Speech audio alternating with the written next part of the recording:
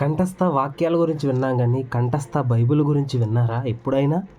నిజంగా బైబిల్ మొత్తాన్ని కూడా కంఠస్థం చేసిన వాళ్ళు చాలామంది ఉన్నారు. తెర్తులీన్ అనే వ్యక్తి రాత్రింబవళ్ళు బైబిల్ చదవడానికే ఉపయోగించుకునేవాడు. తను మొత్తం బైబిల్లో పులు స్టాపులు కామాలతో సహా కంఠస్థం చేశాడంటే తను దేవుని ఎడల బైబిల్ ఎడల ఎంత ఆశ కలిగి ఉన్నాడు. థియోడియస్ ది యంగల్ లేఖనాల్లో ఏ భాగానైనా ఉన్నది ఉన్నట్టుగా చెప్పగలిగేవాడు. ఓరిజిన్ లేఖనాల్లో కొన్ని భాగాలని కంఠస్థం చేయకుండా నిద్రపోయేవాడు కాదు, భోజనానికి కూడా వెళ్ళేవాడు కాదు.